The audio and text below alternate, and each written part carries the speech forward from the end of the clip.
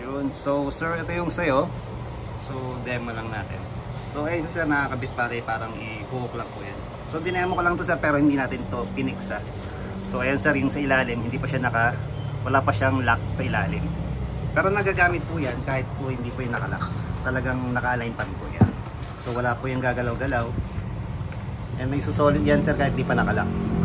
So makikita mo sir, hindi yan sumasayaw-sayaw ha. Kahit walang lock yung ilalim, hindi siya malikot, hindi siya sumasayaw-sayaw. Ayan sir, hilahin natin, solid natin. Yung reel po steady lang. And wala po tayong mga tiplon ha, nakikita nyo sir. Wala tayong mga tiplon na nakalagay. Lahat yan sir, walang tiplon yan sir. Ayan. So test natin siya sir. So hilahin lang natin sir ha.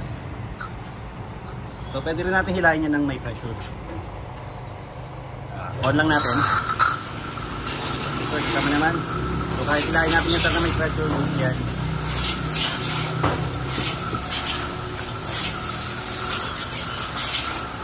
So kahit isoli natin yan ng may pressure, good yan. So demo na lang sir, hilahin natin sir. So kahit patagilid yan sir, pwede hilahin. Naman sir, may pressure sir ay hihila ko ha. So pag ito good din to sir ha, wala tayong mga teflon dyan sir ha. Hindi ko sir, wala tayong mga teflon ha. Wala tayong mga teflon yan sir. May pakalat ka na buga kahit bumabaksak. So check mo sir, ayan ha. Walang mga teflon yan. Then align po ang ikot niyan. So patayin natin sir. So patayin natin. Ano siya? So solid natin sir. Sir, hindi nakalak ha. Ulitin ko sir, hindi nakalak yan ha. Pero may ikot mo yan nang hindi sumasayo yung eto, hindi po siya gumagalaw-galaw. Hindi siya yung malikot.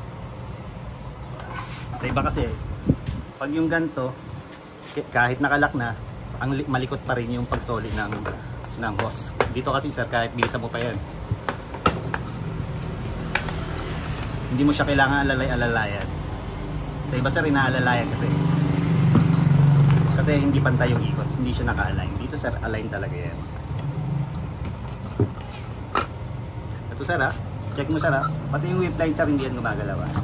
Iniikot natin, pero yung whip line steady lang, hindi rin gumagalaw. Umiikot yung sa loob, pero hindi gumagalaw yung sa labas. And then yung whip line sir, ayan.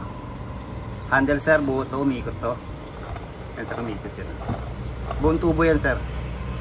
Buong tubo po yung handle natin. So hindi rin yan sir nahihila-hila.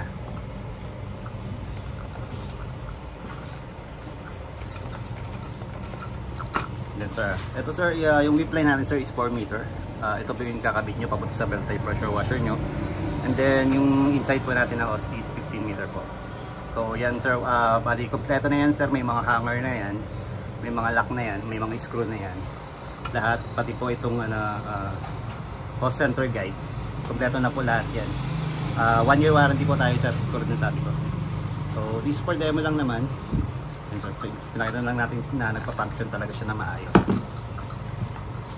So solid sir, ayan. Sir, hindi nyo na kailangan bitaw-bitawan pag hawak nyo to. Umiikot po, iikot na po yung kamay nyo dyan, kahit iikot yan.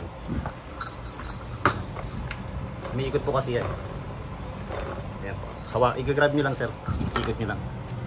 So anytime na, every time na gagamitin po, ganun lang. So pag gusto pong hilahin, pwede. Pag isusole, hawakan lang po, ang i-roll lang.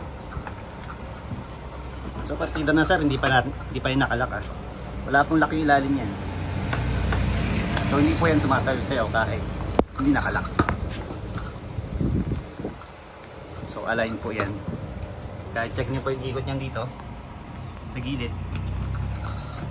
Ayan sir, check yung ikot nyan, naka-align po talaga yan. At hindi to sir basta-basta mananako sa inyo kung nakahang na siya. Kasi kahit ito, yan screw nila yan, hindi po yan mahuhugot.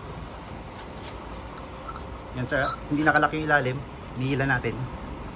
hindi nahuhugot. So naka-fix din po yan. So hindi po yan natatanggal. So ang purpose po nito is ang hangiran lang. So hindi siya para i-align yung reel. So naka-align po talaga yan. So kahit wala po yan, naka-align po talaga yung ikot niya. So hindi niya po sinusuportahan itong reel. Bale, ang purpose po nito is hangiran lang.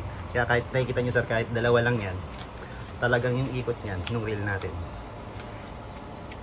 is align po talaga.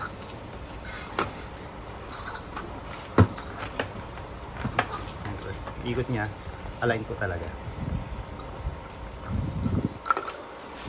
Yun sir, bali kakabit mo na lang siya, itutornilyo mo na lang, magbubutas-butas ka na lang sa pader mo para makabit mo siya. Then yun na po yun. Ganun lang siya kasimple gamitin. So, ulitin ko sa 1 year warranty tayo. Yun. Pag okay na sir, ship ko na lang. Thank you!